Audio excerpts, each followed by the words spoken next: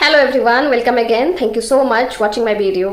इस वीडियो के माध्यम से आज मैं बात करूंगी कि केवल इसी समय पे आपकी प्रेगनेंसी होगी, यानी कि आपका ओव्यूलेशन कब होगा, इसको कैसे पता करेंगे। ओव्यूलेशन के बारे में सबसे पहले जानने की जरूरत है कि ओव्यूलेशन क्या होता है।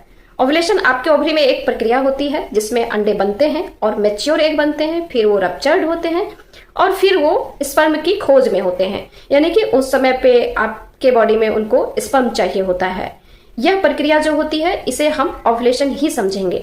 लेकिन आपको यह भी पता होना चाहिए कि हम प्रेगनेंसी के लिए तो बस इतना समझते हैं कि हमारा पीरियड टाइम टू टाइम आ रहा है, दैट मीन्स क्या प्रेगनेंसी होगी या सब कुछ अच्छा चल रहा है। लेकिन मैं बता दूं कि आपको जानना है कि आपके बॉडी में जब आपकी पीरियड आती है तो 2 साइकिल चलते हैं। पहला साइकिल होता है जो आपका ओवेरियन साइकिल होता है, दूसरा साइकिल होता है जो आपका यूटेराइन साइकिल होता है। यानी कि जब आपके यूट्रस का साइकिल होता है, आपकी बच्चेदानी का साइकिल होता है तो आपको पीरियड आता है। अब हम समझते हैं यूटेराइन साइकिल को। यूटेराइन साइकिल यानी कि हर महीने अगर आपकी 28 दिन से 30 दिन की साइकिल है, यानी कि आपका सब कुछ नॉर्मल है, तो 28 से 30 दिन पे आपकी पीरियड आ जाएगी।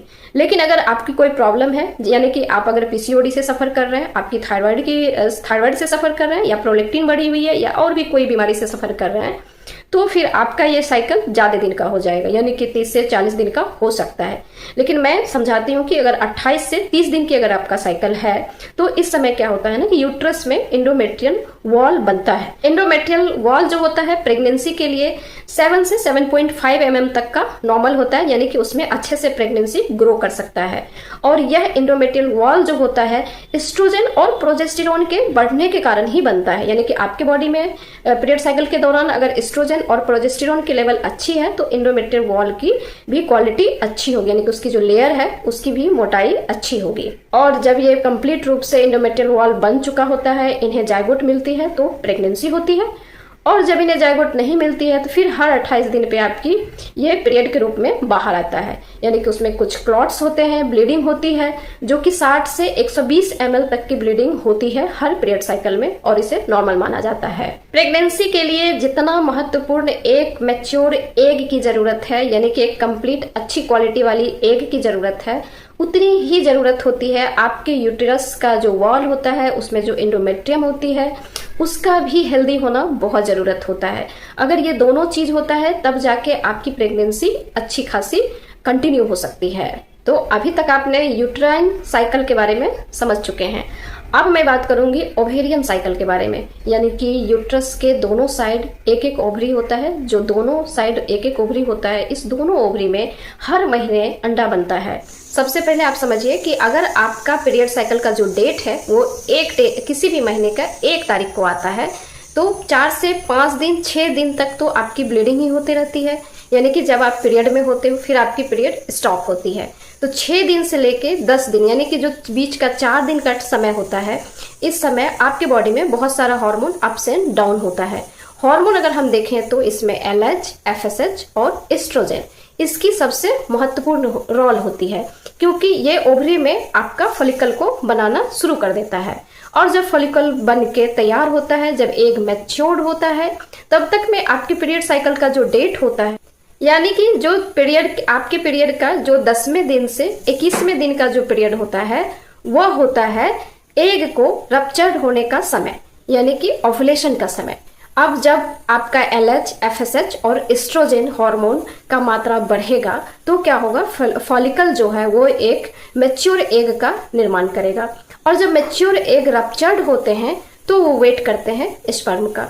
तो अब आपको समय का ध्यान रखना है कि आपका जो भी पीरियड का डेट है उसके 10वें दिन से लेके 21वें दिन के बीच का जो समय होता है, इसमें सबसे ज्यादा चांसेस होते हैं प्रेगनेंसी रुकने का, क्योंकि इस समय आपका एग कंप्लीट मैच्योर बन रहा होता है और रप्चर भी होता है।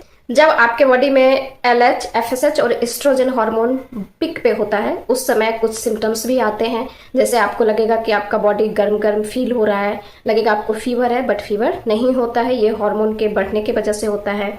और फिर जब एग रप्चर्ड होता है तब क्या होगा, यानी कि जिसको हम लोग हिंदी भाषा में बोलते हैं अंडा का फूटना। जब आपका एग रप्चर्ड होता है तो अगर लेफ्ट साइड वाली एग रप्चर्ड होगी तो आपको लेफ्ट साइड लोअर एब्डोमेन में पिंच लाइक पेन होगा, यानी कि बहुत ज्यादा नहीं होगा लेकिन कम भी नहीं होगा, आपको जैसे लगेगा कुछ पिंच चुभा है। आप इस पेन को फील भी कर सकते हैं अगर आप काफ़ी कॉन्शियस हैं तो। और फिर अगर राइट का रप्चर होगा तो आपको राइट साइड लोअर एब्डोमेन में पेन होगा। मोस्टली ये कंप्लीट मेच्योर्ड एग जो होता है वो रप्चर्ड होता है 13 में से 14 में के बीच में, दिन के बीच में। इस समय आपको पेन हो सकता है पेट के लोअर एब्डोमेन में, लेफ्ट साइड या राइट साइड एकदम पिंच लाइक पेन होगा, तो आप समझ सकते हैं कि आपका एग रप्चर्ड हो चुका है।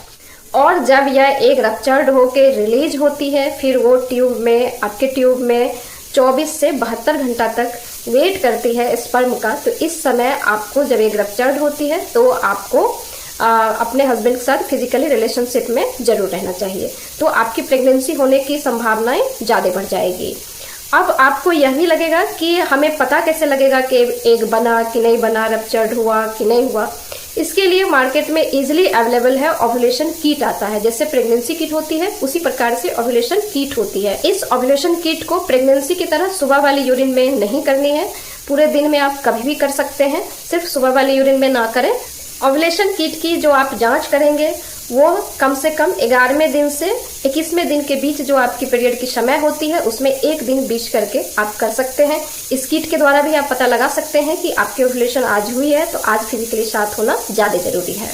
और जब आप फिजिकली साथ रहने के बाद जब आपका फर्टिलाइजेशन होता है यानी कि स्पर्म और एग की मिलन होती है तो वो जायगोट का निर्माण करती हैं और वो जायगोट फिर यूट्रस वॉल में जाके चिपकता है, जिसको इम्प्लांटेशन बोलते हैं।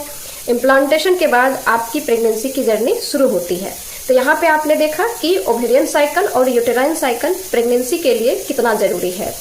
अगर फर्टिलाइजेशन किसी कारणवश नहीं हो पाता है तो फिर आपका जो पीरियड का डेट है उस डेट में पीरियड आ जाती है। पीरियड क्या होता है? पीरियड जो आती है उस ब्लड में इंडोमेट्रियल टिश्यू होता है, म्यूकस होता है और आपका जो एग का पार्टिकल होता है वो होता है। जो भी ये 3-4 दिन सिक्रेशन होता है उसको हम लोग पीरियड बोलते हैं।